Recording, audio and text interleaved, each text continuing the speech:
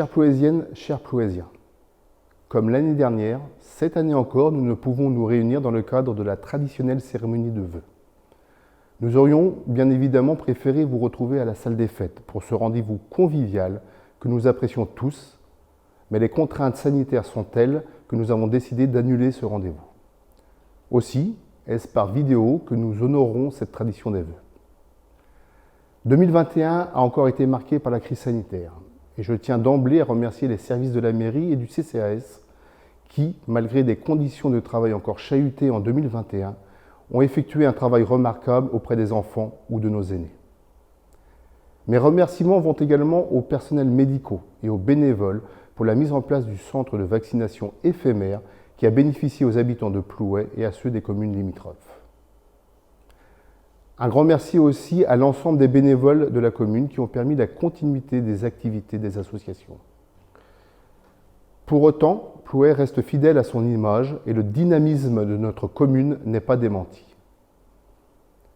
La commune a été labellisée Terre de Jeux 2024, ce que nous prenons pour une belle reconnaissance du travail effectué depuis des années à la fois par la municipalité et les associations locales. Ce label est toutefois une invitation à aller encore plus loin dans la promotion du sport et de ses valeurs. La culture n'est pas en reste et, cette année encore, vous avez pu bénéficier de nombreuses animations et assister à de nombreux spectacles en salle ou en plein air. Un nouveau conseil municipal des enfants a été élu. Ses membres, pleins d'ambition, vont se mettre rapidement au travail. Pour les élus, 2021 était une année de préparation et certains dossiers majeurs du mandat verront le jour dès 2022, je vais y revenir.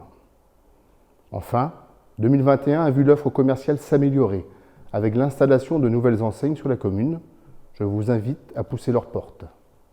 D'ailleurs, pour aider le commerce local, pour contribuer au retour à un niveau d'activité normal, la commune a participé à hauteur de 5 000 € en bons d'achat. En 2022, soyons audacieux. Cette formule traduit bien notre état d'esprit, notre volonté de poursuivre notre tâche, et ce, dans le sens des engagements que nous avons pris devant vous. L'année va commencer par le recensement qui était initialement prévu début 2021. Ce recensement est une étape déterminante pour une commune, et nous savons d'ores et déjà que celui-ci attestera le dynamisme démographique de Plouay. Je vous demande de réserver le meilleur accueil aux agents recenseurs qui sillonneront la commune. 2022 va voir l'aboutissement d'un dossier de plusieurs années.